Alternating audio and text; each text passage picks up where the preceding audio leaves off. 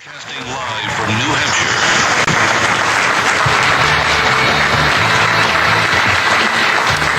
Okay, wait a second.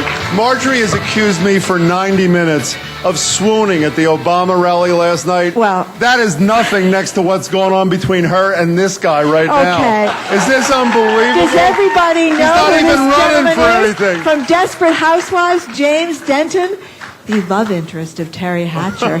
I believe you work as a tradesman on the show. Is that right? Yes, it's funny because on the Edwards campaign, I'm representing the Plumbers Local and the Screen Actors Guild and the Writers Guild. So Yes. I represent a number of unions. So. He has a very handsome tradesman on the show. We always loved the way Terry Hatcher would come by and knock on his door, and then they'd have this very romantic embrace. Anyway, we're here to talk about gig. It's a pretty good gig. Yes, I make out with Terry Hatcher for money. it's tough. Someone's going to do it, though, right? Somebody's going to do that job. But you were with John Edwards, so it's a little difficult for him. He's getting kind of lost in the shuffle between Hillary and Barack. Yeah, just a little bit. Why should he not be lost in the shuffle?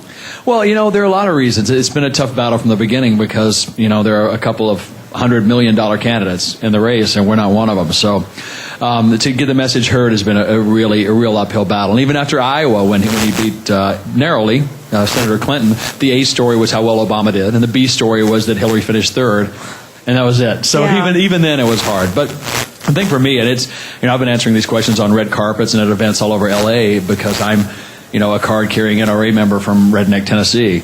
And I'm an Edwards guy, and he's really the most progressive of the Democratic candidates. Yeah, so it's an interesting thing. By the way, did you ever hunt squirrel with Mitt Romney, or you never hunt? I've hunted a lot of squirrel, but never with Mitt. Okay, good. Varmints, that's what Mitt hunts. Varmints. Only varmints. I'm sorry, James, go ahead. Yeah, it's really offended the squirrel population. And you can't afford to lose that vote. Exactly. But for me, for Edwards, I started looking for a candidate who...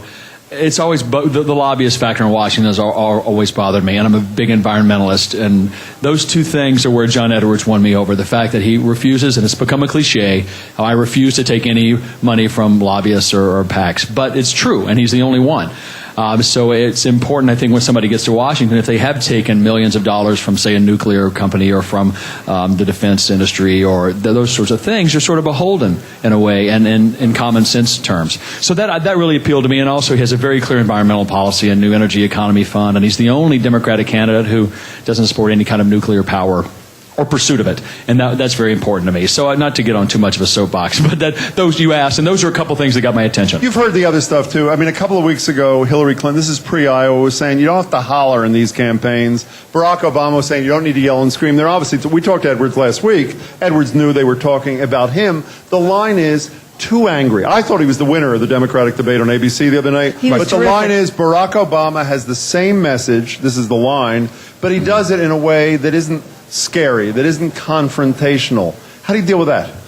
Well, it's frustrating because what you want, or what I've always wanted, and what's bothered me about recent politicians the last decade or so, is the lack of passion and this very controlled, very studied approach, and not showing any emotion. And I like it when a guy gets up there, and I enjoyed Howard Dean in the last election, watching him get out there, and it means something to somebody. And that's why I love John Edwards, is the fact that it's important to him, and he has to bridge that gap because he is so wealthy, and he hasn't made a lot of money. But when you meet his parents, see how they dress, see how they talk, you realize that he grew up in it, and he's adamant about helping the middle class rise up. And so I love the fact that he pours it out. So when you hear that, it makes me cringe because I don't like politicians that seem robotic.